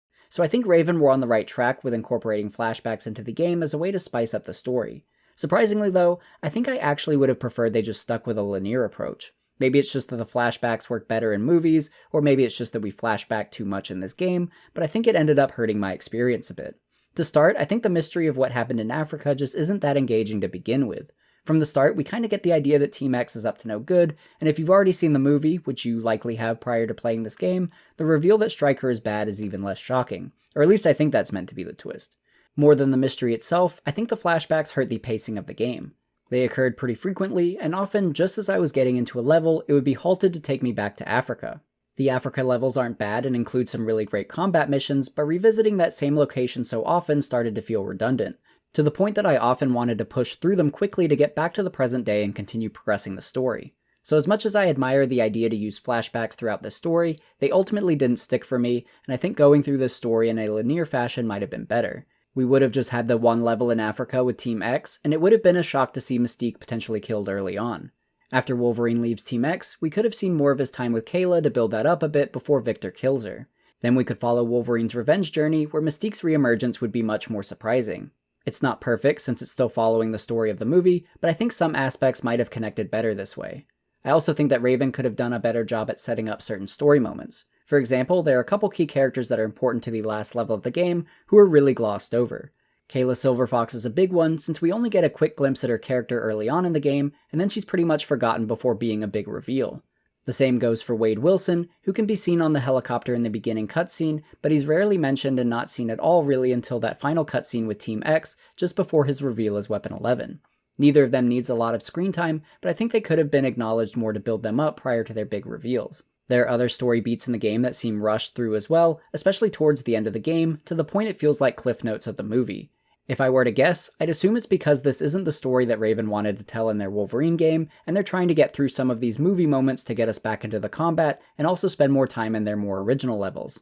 If that's the case, then I totally understand. This isn't the Wolverine story that I wanted either, and I'm gravitating much more to their original ideas. So even though I'm voicing a lot of criticism on the story, it's not really aimed at Raven, and more that we're having to go through this story at all. If Raven had made the Wolverine game that they had set out to make originally, I have no doubts it would be a totally different game, and in that alternate universe where we got that game, I'm sure I'd be praising its story here instead of hating on it. Just the few minor glimpses we've had make me certain of that. The fight against the giant sentinel was a really memorable moment, and I'm still really intrigued regarding what's going on in the future. The Africa mission still stands out to me because I know it was originally planned to be the Savage Land, which would have been 100 times more awesome to explore. There are so many cool places the original story could have gone to as well, even if it was still focused on Wolverine's origins. For example, his time fighting alongside Captain America and Bucky Barnes during World War II, or recreating his first appearance in the comics where he's sent to fight the Hulk and Wendigo at the same time, or his time in Japan. The story really could have explored some exciting moments in Wolverine's life. So overall, I'm frustrated that Raven's game was shanghaied and turned into a movie game for a quick cash grab, and we probably lost out on one of the best Marvel games ever because of it. I think Raven clearly shows a lot of passion for the character and the Marvel Universe, so to see them stuck with this story is really disappointing, and I can't help but to imagine what game we would have received otherwise. That being said, I want to next discuss the area that I think is the strongest in the game. So let's dissect and celebrate the best aspect of X-Men Origins Wolverine, the gameplay.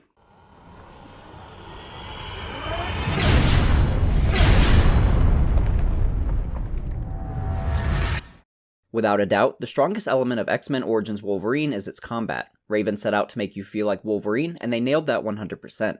Wolverine's claws slash and eviscerate as brutally as you'd expect them to, and the gore is intense. Raven also didn't pull any punches in the various animations you can trigger, tearing enemies apart in unique ways. This is most on display through quick kills, where you can grab an enemy and perform a devastating attack, instantly killing most enemies. Each enemy type has one or two unique quick kill animations that you can perform, and it's fun to explore the different ways Wolverine can annihilate his foes.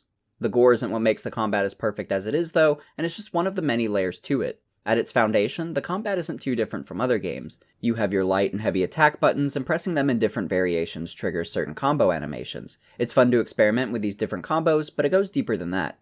Countering attacks is also a very important aspect to the combat, and Wolverine responds to certain enemies' attacks differently. For example, with a perfectly timed block, he'll break the staff of this assassin as it tries to stab you. If that same enemy attempts to kick at you though, Wolverine can counter with a series of stabs. I also thought it was cool how Wolverine could deflect projectiles back at its sender, like rockets for example. It's not exactly realistic, but it gives Wolverine additional ranged options. It's fun to explore these different animations, and countering in general maintains the frantic pace of the combat as you attempt to respond to everything going on around you. Like I previously mentioned, you also have the ability to grab enemies and either furiously beat up on them, perform a quick kill, or just throw them away. Throwing is actually a pretty useful mechanic here, since throwing an enemy into another enemy can be a good way to stun both of them and earn yourself some breathing room.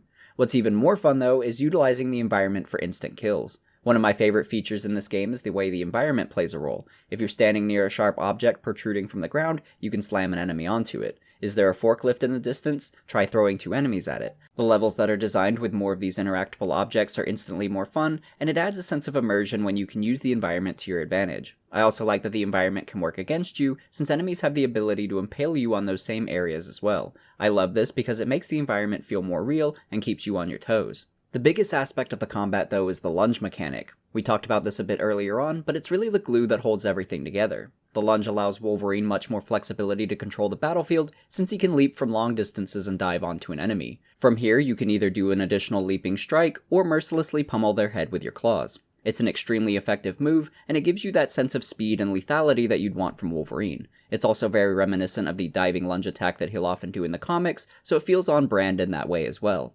I also really love how the enemies react in fear when you lunge towards them, trying to crawl away or block you when it's a fruitless endeavor. Their reactions make it even more thematic, and I think it was a nice touch. Since the lunge move is so integral to the combat, it's not surprising that Raven took a lot of time to fine-tune it. In a quote from their blog, they describe the process of developing the lunge. It's gone through at least 10 major revisions and hundreds if not thousands of minor tweaks with input from every department. Some of our first attempts were pretty lame and didn't really feel like Wolverine, but we didn't stop until we were 100% convinced that we had nailed the feeling of being Logan, flying through the air ready to strike. They absolutely captured that feeling, and it was easily the move that I used most often. Beyond just these basic mechanics though, you also have a few special abilities at your disposal. You'll slowly unlock these throughout the game, and each one feels powerful in its own right. To start, you'll unlock the Claw Spin, which causes Wolverine to rapidly spin in a circle, slashing everything in range. This is incredibly useful when you're surrounded by enemies, giving you a great crowd control option. There's also Wolverine's Berserker Rage, which boosts your speed and attack damage, allowing you to relentlessly rush a group of enemies. In the comics, the Berserker Rage is essentially when Wolverine goes into a blind fury, savagely and animalistically attacking his enemies. He's incredibly dangerous in this moment, so this ability felt very thematic since it allows you to viciously move from enemy to enemy. It felt especially thematic during the Weapon X level as we brutally made our escape. There's also the Claw Drill, which might actually be my favorite to pull off. Wolverine dives forward in a spiral, tearing his claws into whoever's unlucky enough to be in front of him. If you time it right and kill an enemy with this ability, it'll shred them in pieces, which is oddly satisfying. Lastly is the Claw Cyclone, where Wolverine will slash in a vertical spin, leaping multiple times while doing so. This one was pretty awesome too, and provided additional mobility which you could prolong by spamming the on-screen button. I think I ended up using this one the least, but it was still really effective against large groups of enemies. To trigger these abilities, you need to be gathering rage, which are these red orbs, and they're essentially energy. Some of these abilities cost more than others, and you only gain more rage by defeating enemies, so you need to be mindful of when you're using your abilities, since you don't want to fully drain your rage meter and have it unavailable at a crucial moment. I like that this rage mechanic got me thinking more strategically about when to use my abilities and which ones worked best in certain scenarios, and I found myself planning out my attacks more because of it. You can further enhance all of these abilities in the character menu, where you're given a lot of customization options. Throughout the game, Wolverine gains XP from certain actions like looting dog tags off fallen soldiers and killing enemies, which cause him to level up and acquire skill points. In the skills menu, you can upgrade different elements of Wolverine's combat, like his basic attack damage, health, maximum rage, or improve his special abilities. You likely won't be able to upgrade all of these in your playthrough, so you'll have to pick and choose which ones to prioritize. I had a lot of fun experimenting with this, trying to decide what was most important to my playstyle. The first time I played through, I was keeping things pretty balanced and made sure to upgrade my health regularly. On my second playthrough, I decided to try focusing primarily on my damage output with little emphasis on health, letting my healing factor do all the work. I really liked this flexibility to build my Wolverine the way that I wanted, and that's further emphasized in the next customization screen for mutagens.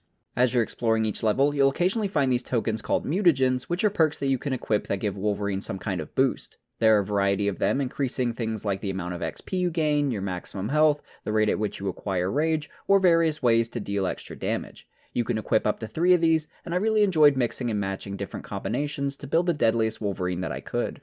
Speaking of deadly, you're also rewarded for killing as many enemies as you can through a system called combat reflexes. The game records how many of each enemy type that you kill, and after reaching a threshold on a certain enemy type, you'll level up your combat reflexes against them. This basically means that you'll do more damage against that specific enemy. I thought this was a brilliant inclusion, since it rewards you for engaging more enemies, and it showcases Wolverine's combat mastery against certain foes. Overall, I really loved these different ways to customize and improve Wolverine, and I felt like I had so many options with how I wanted to build him up that it kept the combat feeling fresh, and I felt like I was constantly progressing my skills. There's a lot of depth to the combat and upgrades, and it went a long way to making me feel like Wolverine, and I couldn't get enough of this combat. I think what I really love most about the gameplay, though, is how well it showcases Wolverine's mutant abilities. Raven went to great lengths to let you experience every aspect of Wolverine's powers, and he has more than you might initially think. We've already spent a lot of time discussing his claws, but there's also his mutant healing factor, which is so expertly demonstrated in the game. It's so crazy to see Wolverine's body take physical damage through the fight, and the depth that you can see it. There were so many times that I could see all the way to Wolverine's metal bones, and it was so cool to watch him slowly heal back up over time. The damage is so detailed that you almost don't even need to look at your health bar, since you can physically see the extent of the damage he's taken. I know this took Raven a lot of time to develop, but I think it was worth it because it's so innovative, and it really demonstrates just how indestructible Wolverine is. Believe it or not, his unkillable nature actually served a problem for Raven, because it raised the question, how can the player fail if their character can't die? In an interview with senior producer Brian Pass by WorthPlaying.com, Brian details some of the ideas they had for Wolverine being defeated. The way that we play it in the game, we actually went through a number of iterations in the design. He gets incapacitated and then he gets captured, maybe do a mini-game where he's got to escape.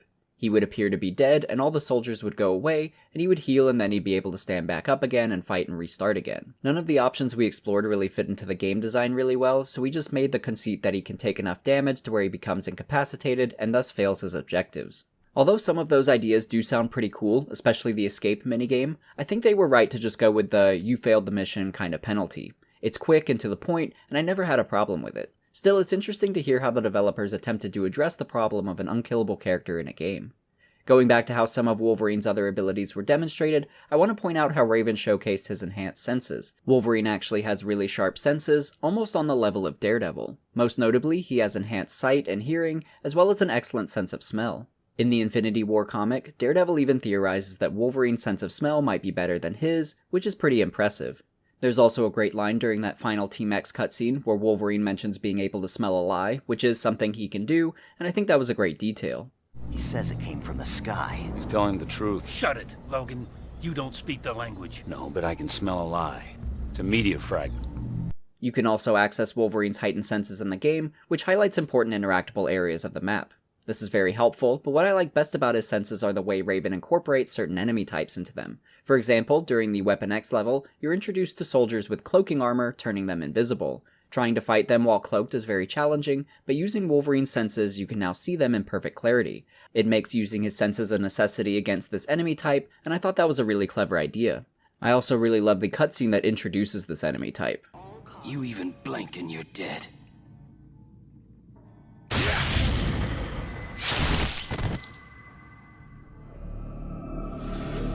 Your friends used too much cologne. The enemy types in general are another area that I think Raven excels at. New enemies are constantly being injected as you progress the story, and they all play differently from each other. This keeps the combat fresh and ensures that the player is being challenged in new ways. For example, these guys with a cybernetic arm and shield who you have to stun before being able to damage them. Or these evasive assassins with the bladed staff who can counter your lunge attacks. In some of the later Africa flashbacks, you'll also encounter other mutants, one of which can trap you in a laser field, limiting your movements. The list goes much further than that, but I just want to call out how excellent I think the enemy variety and combat progression is in the game. I never felt like I was getting too comfortable with one particular enemy, and I think that the pace at which new enemies were integrated was expertly done. Along the same line, I think Raven really succeeded with their boss fights.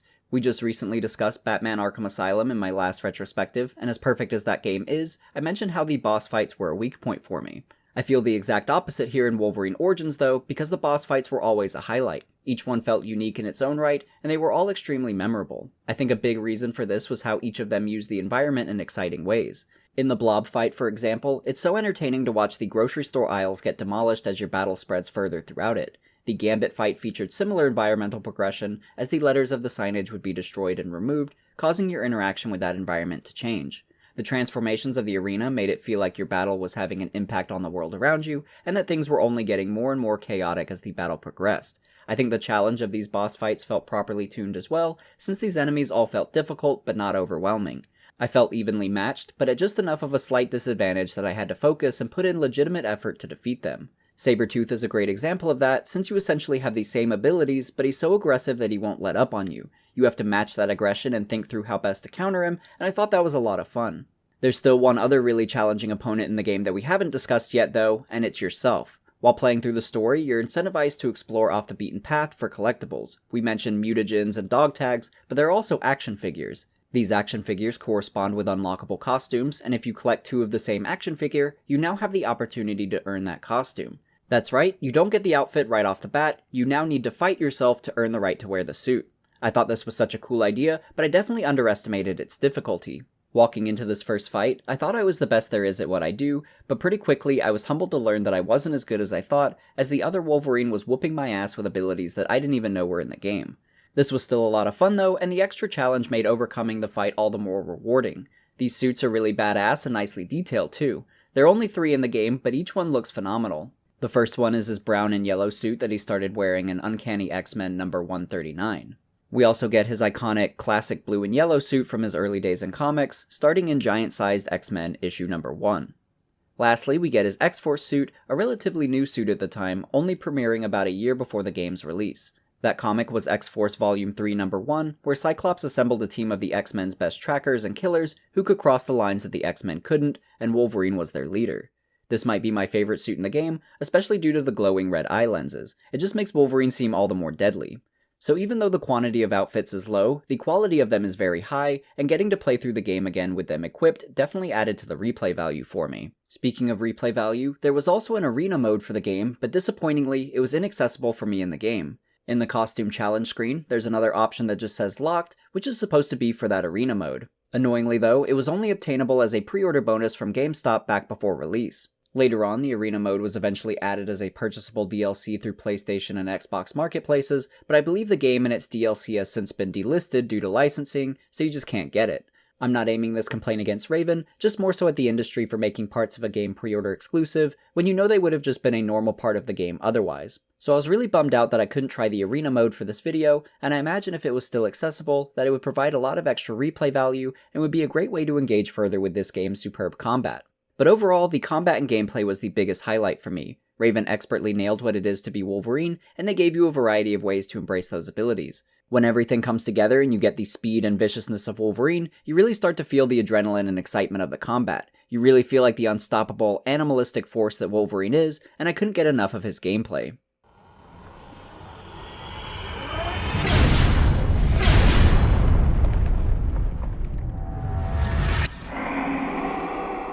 One of the biggest selling points regarding the X-Men Origins Wolverine game was that 3 members of the movie's cast returned to voice their roles in the game. First up is the big one, Hugh Jackman. Over the years of doing these X-Men movies, Hugh Jackman has become, in many people's eyes, the quintessential Wolverine in cinema. So it's very exciting to not only hear his voice in the game, but also to see his likeness in the character. This wasn't Hugh's first video game voice acting role though, as he had previously voiced his characters in other movie tie-in games such as X-Men The Official Game and Van Helsing.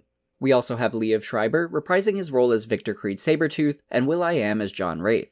Seeing these recognizable faces and hearing their voices is always cool at first, and certainly helps with marketing the game, but I can't say it actually elevates the quality.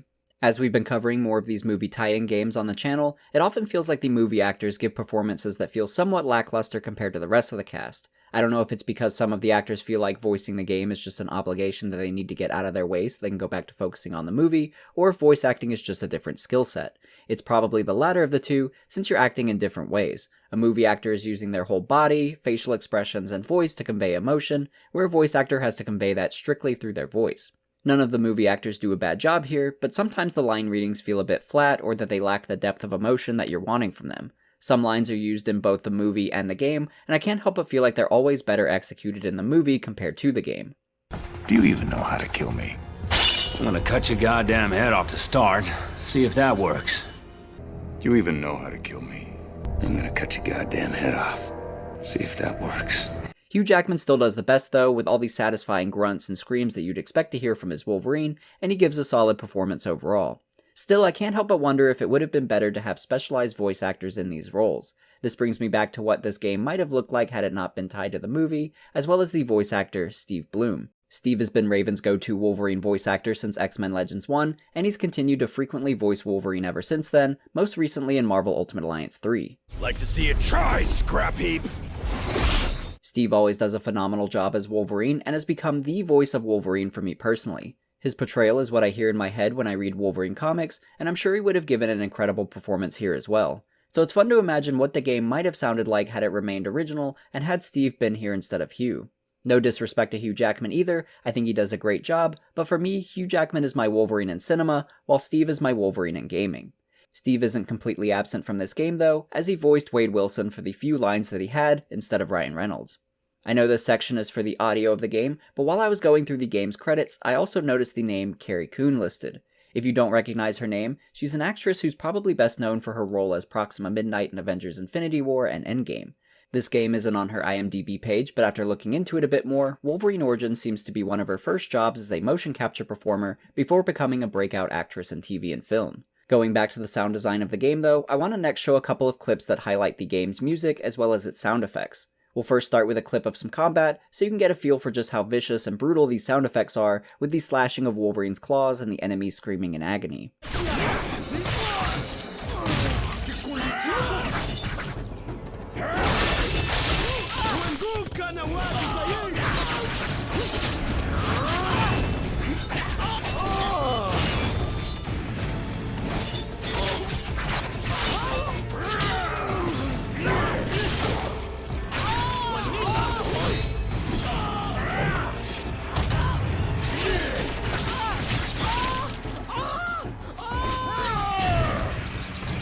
Next is the main theme of the game that plays alongside the main menu screen, as well as the credits. It's not what I would have initially expected for the theme, but it works well for the game. It's kind of somber, but with a sense of underlying tension. It's a bit hard to explain, but to me, it evokes the feeling like something is boiling under the surface, like an aggression that's yet to be released, which I think is very fitting for Wolverine.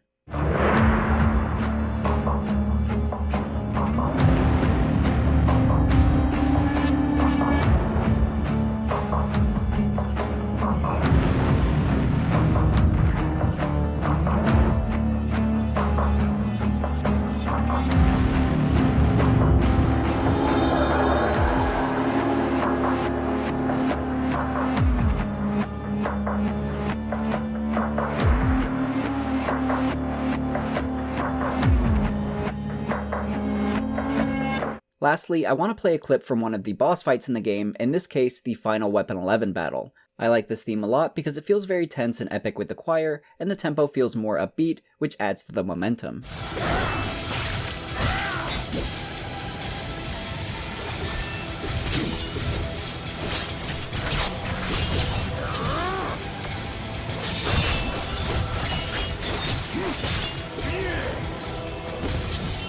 Got any other surprises up your sleeve?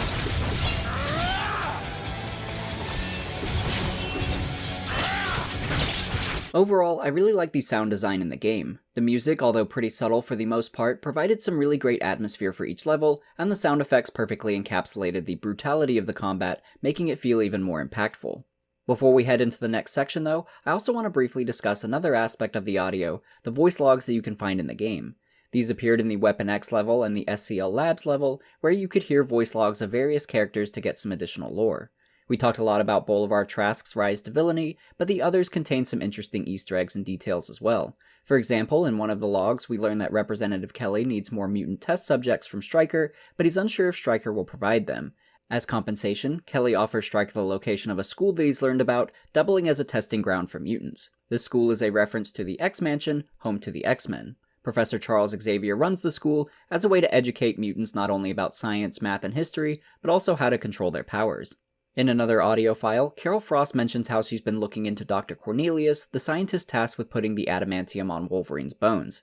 She found out that Dr. Cornelius' scientific theories about mutants aren't his own ideas, and are instead based on the works of Nathaniel Essex. Nathaniel Essex is a mutant geneticist who would later become the villain Mr. Sinister. There's also this audio file, which includes references to 3 popular X-Men characters.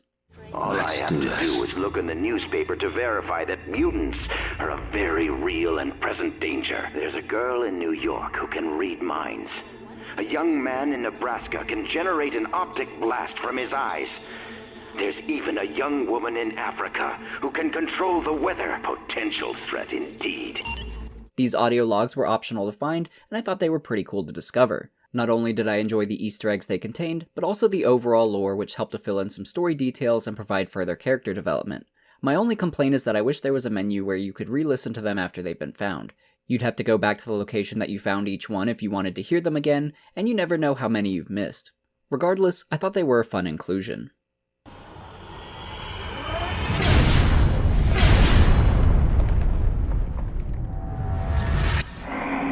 X-Men Origins Wolverine is without a doubt the best Wolverine game currently in existence.